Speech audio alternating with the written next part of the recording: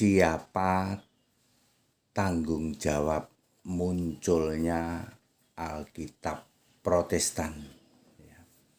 Saya Pendeta Henry Tandianta, Master of Bibliology Studies. Bapak Ibu Saudara, di agama manapun ya, ada satu kitab utama. Tidak mungkin di dalam kitab utama ini disisipin tafsir. Ya, tidak mungkin. Ini kan kitab utama disisipin tafsir, itu tidak mungkin. Kalau toh ada tafsir, kalau toh ada doktrin di dalam buku terpisah. Ya. Alkitab sebagai satu-satunya kitab suci, tidak mungkin di dalam Alkitab ini dimasukin sisipan atau suplemen dari tafsir atau doktrin-doktrin aliran tertentu. Dosa enggak itu, Pak? Dosa, ya. Anda akan dihukum oleh Allah di dalam Wahyu 22 ayat 18 dan 19. Tidak boleh nambahin, ngurangin enggak boleh. Lah ini Alkitab Kristen, ya. Sebagai satu-satunya kitab suci ditambahin, disisipin, dimasukin doktrin-doktrin atau pengajaran-pengajaran tafsir kalian. Ya, sehingga muncullah yang namanya Alkitab Katolik, itu bukan kitab suci. Lalu muncul Alkitab Protestan, itu juga bukan kitab suci. Termasuk Alkitab Advent, Mormon, Saksi Yehova, dan lain sebagainya. Jadi Alkitab itu harus murni, ya. Bahasa Inggrisnya scripture, Alkitab itu scripture, kitab suci juga scripture. Tidak boleh disisipin, tidak boleh dimasukin dengan doktrin-doktrin atau ajaran-ajaran tertentu. Sama sekali tidak boleh. Terus siapa yang harus tanggung jawab dengan munculnya Alkitab Protestan? Ya, kalau dari semua itu ya mestinya sih Dijen sama sama LAI lah ya. LAI sama Dijen seharusnya tanggung jawab ya. Ada dosa, Pak, dari Allah. Dosa itu Wahyu 22 ayat 18 dan 19.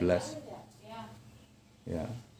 Dosa. Jadi kalau kita menyisipkan ajaran-ajaran tertentu atau doktrin tertentu atau tafsir tertentu di dalam kitab utama yaitu Alkitab, ya dosa kita. Yang nanggung dosa ya yang melakukan itu, ya. Jadi Alkitab Protestan bukan kitab suci, sama sekali bukan. Ya. Sekarang sudah muncul 1500 dikirim, ya. Semua dokumen, foto-foto yang muncul itu dari ruangannya di tempat sana, di Dijen sana. Ya mesti tanggung jawab dong, ya. Mesti tanggung jawab seperti itu, ya. Ya, sebaiknya sih dibatalkan pengiriman itu dan kepada Kementerian Agama supaya Menteri Agama juga tahulah ya.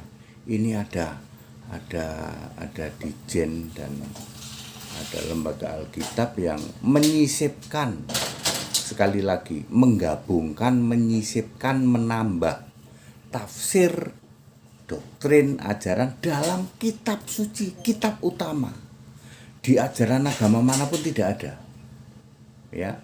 Kalau sesuai ayat Alkitab itu dosa, ya. Dihukum oleh Allah ya. Ya yang harus ada yang tanggung jawab. Kalau dari sisi hukum positif apakah ada pelanggaran atau tidak, yang jelas ini mungkin lebih dari penistaan ya. Penistaan Alkitab loh. Ya, mungkin kalau Alkitab diinjek atau dipantatin, maaf, nggak seberapa dibanding Alkitab dimasukin dengan doktrin sehingga muncul yang namanya Alkitab Katolik, Alkitab Protestan. Yang dulu-dulu ya mungkin orang belum sadar ya, tetapi justru terjadi di era modern ini 2023 April atau Mei lah ya.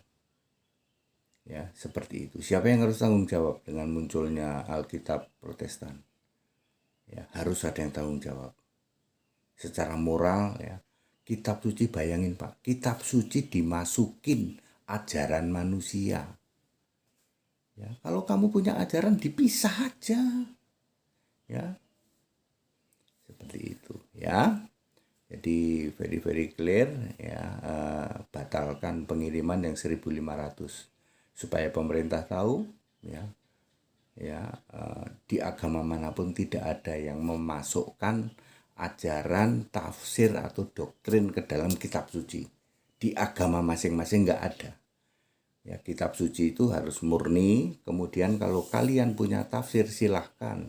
Kalau Kristen nggak ada tafsir. Ya tafsirmu itu dipisah dalam buku sendiri. That it. Segala hormat kemuliaan untuk Yesus Kristus. Haleluya. Amin.